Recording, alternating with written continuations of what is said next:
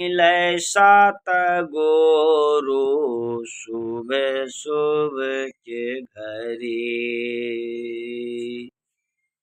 हेंग बजनिया हो मूसन चनिया, चीती सजल बरियाती हो सुबह सुबह के घरी।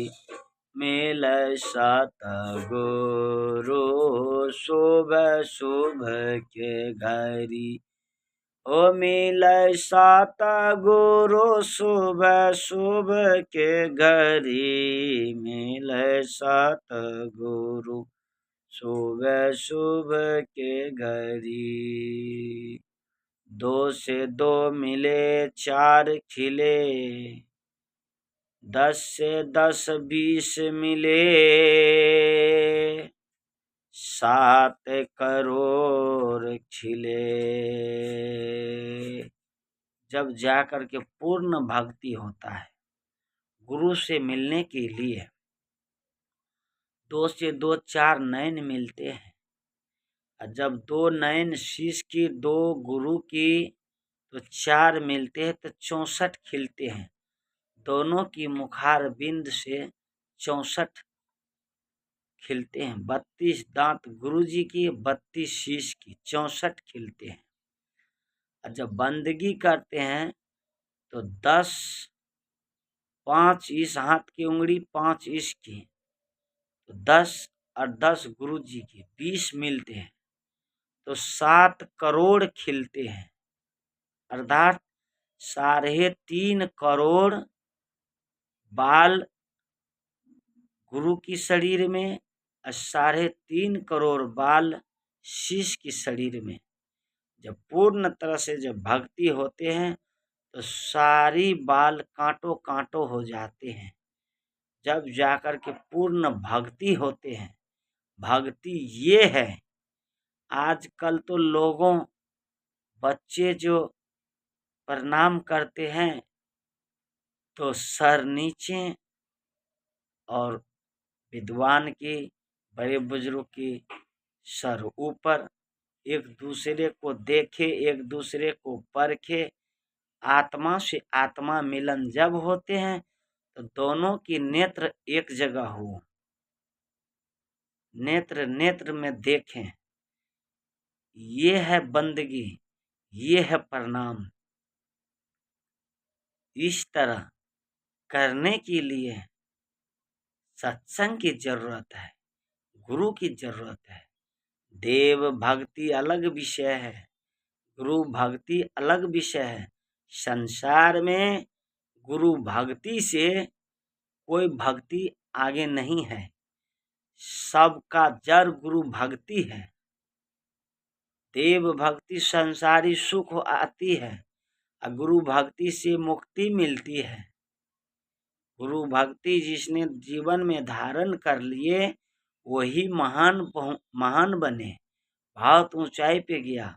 उसके अंदर कीर्ति का, नाम रोशन की, मान मर्यादा की, हर चीज की उसके अंदर रहते हैं।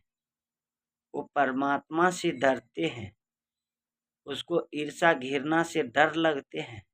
वो सत राहों पे चलने वाले सतराही हैं। वो हमेशा सत मार्ग पे चलते हैं। जैसे मधुमक्खी हमेशा फूल का ही सुगंध लेते हैं, अच्छे अच्छे जगह की सुगंध लेते हैं, मगर शहद बनाते हैं। जब शहद बनते हैं तो भगवान की भोग में चढ़ जाते हैं। वही मधुमक्खी की जगह पे मक्खी होते हैं, हमेशा हर जगह बैठते हैं, उसकी कोई कीमत नहीं होती है, हर चीज पे बैठते हैं। मगर मधुमक्खी जब भी बैठेगा तो अच्छा जगह पे बैठेगा, गंदगी पे नहीं बैठेगा। मगर मक्खी हर जगह बैठते हैं, किसी जगह नहीं छोड़ते हैं। जिसके अंदर ज्ञान हो, विवेक हो, वो अच्छा जगह पे बैठते हैं। जहाँ जाति होती है उनकी वहीं पहुँचते हैं, जहाँ उनकी जाति नहीं होता है वहाँ नहीं जाते हैं। और वो जब भी काज करेगी अच्छा काम करेगा। और मक्खी की जैसे जो मनुष्य होते हैं वो हर जगह मिलेगा आपको। वेश्यालय में भी मिलेगा, शराब की भट्टी पे भी मिलेगा, चौक चौराहे पे भी मिलेगा। हर जगह जहाँ जहाँ गंदे काम होता है वहीं मनुष्य मिलेगा। जो साधक है, जो भक्ति है, प्रेमी है, वो आपको हर जगह नहीं मिलेगा। वो मिलेगा तो अच्छा ही जगह पे मिलेगा, अच्छे मार्ग में मिलेगा। कोई होटल में नहीं मिलेगा आपको, कोई बोतल में नहीं मिलेगा आपको, कोई टोटल में नहीं मिलेगा आपको। विषय वासना से वो अलग रहते हैं। वो तो हमेशा मनुष्य को प्रकाश देने की काम करते हैं, अंधकार से मिटाने की काम करते हैं। ये है गुरु भक्ति। जिसने गुरु भक्ति जीवन में उतार लिए हैं वो उसका जीवन धन्य हो गया है। मनुष्य तन में जन्म ले करके वो अपना सब कुछ को प्राप्त किया है, बार बार नहीं मिलता है। ये चोला तो अपना हिसाब किताब मिटाने के लिए मिला है। ये शरीर मिला है अपना कल्याण करने के लिए, ये गलत राहों पे फंसने के लिए नहीं मिला है। कई लाखों वर्ष जन्म लेने के बाद ये शरीर को धारण मिला है। ये शरीर पाने के लिए देवता भी तरसते हैं ताकि हम भी जाएं, अच्छा भोजन करें, अच्छा बिस्तर पे सूते, एयर कंडीशन मकान में रहे और गाड़ी घोड़ा पे ऐशो आराम से जीवन बिताएं। मृत्युक लोक में स्वर्ग लोक से आकर के और भ्रमण करें और अच्छे अच्छे ग्रहण करें। देवता भी तरसते हैं, मगर मनुष्य को शरीर मिल करके मनुष्य नहीं, मनुष्य तो शैतान बन चुके हैं, शैतान बन चुके हैं। कोई सा ऐसा ग्रंथ नहीं लिखा गया है कि उसमें घूस लो, उसमें घूसखोरी करो, उसमें पैसा खाओ, उसमें हत्या करो, उसमें चोरी करो, दलाली खाओ। मगर ये इंसान सब कुछ खाते हैं और सब कुछ करते हैं, फिर भी मंदिर जाते हैं। पत्थर की भगवान, पत्थर को मूर्ति बन करके एक बार अंदर चला गया तो भगवान बन गया, और मनुष्य ने पूरे जीवन अंदर गया फिर भी मनुष्य शैतान बन गया। फिर भी गलत काम करते हैं, फिर भी अपने आप को नहीं समझते हैं। मगर मनुष्य भी अगर इसके अंदर करुणा दया भावना आ जाए तो मनुष्य भी मंदिर एक बार चले गए तो वो महान बन जाते हैं। क्यों कि मंदिर जाते हैं, इसको समझ में नहीं हम क्या मांगेंगे। एक नारियल, एक माला, 100 रुपया की प्रसाद लेकर के और अंदर में डिमांड करते हैं लाखों। बेटा चाहिए, बेटी चाहिए, दामाद चाहिए, धन चाहिए, दौलत चाहिए, गहना चाहिए, मकान चाहिए, दुकान चाहिए। एक मकान, 2 मकान, 4 मकान, फिर बुढ़ा करके श्मशान चले जाते हैं, ये मांग करते हैं। मंदिर जाने की अर्थ है सारी भीतर की बुराई दान में देता हूँ, आप जैसे मुझ में कृपा करना, मुझको ज्ञान सतबुद्धि भक्ति देना, मैं बिछल न जाऊं, मुझको सही राहों पे चलाना।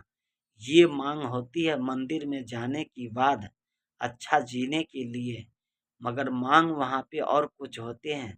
सबसे भिखारी मंदिर के अंदर हो जाते हैं और सबसे अमीर बाहर रहते हैं मंदिर की बाहर, क्योंकि वो पेट के लिए मांगते हैं।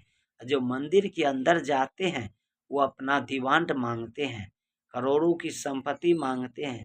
और क्या मांगते हैं अंदर जाने के बाद? कौन सी ऐसा मंत्र है मांगते हैं? अपना लिए मांगते हैं, दूसरे के लिए थोड़ी कल्याण की बात करते हैं। हमारी वेद में लिखा गया सर्वो भवः सर्वो सुखी ही, सभी सुखी हो, सब धनवान हो, सब बलवान हो, सब ज्ञानी हो, सब ध्यानी हो, सब सतमार्ग पे चले, सब अच्छा जीवन जिए, अच्छा जीवन की कला है। सभी मानव में भगवान की रूप देखे, मनुष्य ही भगवान बनते हैं, कर्म करते करते महान बन जाते हैं। एक बच्चा जब कॉलेज स्कूल जाते हैं तो पहले नर्सरी में भर्ती किया जाता है। पढ़ते पढ़ते 5वां 8वां 9वां 10वां कर लेते हैं। 10वां करने के बाद उसको डिग्री मिल जाती है। फिर हाई स्कूल में उसको एडमिशन होते हैं, बढ़िया कॉलेज में एडमिशन होते हैं। कॉलेज में जब एडमिशन होते हैं, पॉलिटेक्निक एमए बीए करके डिग्री मिलते हैं। एपीएस मास्टर जज कलेक्टर डीएम बनते हैं। जैसे जैसे पढ़ाई पूरी होती जाती है वैसे डिग्री मिलती है। तो मनुष्य जन्म लेते हैं। जब जीव आत्मा होते हैं तो जीव को चेताते हैं तो जीव आत्मा होते हैं। पाप आत्मा से जीव आत्मा होते हैं। और जीव आत्मा को जब चेताते हैं, गुरु की शरण लगते हैं तो वही महात्मा बनते हैं।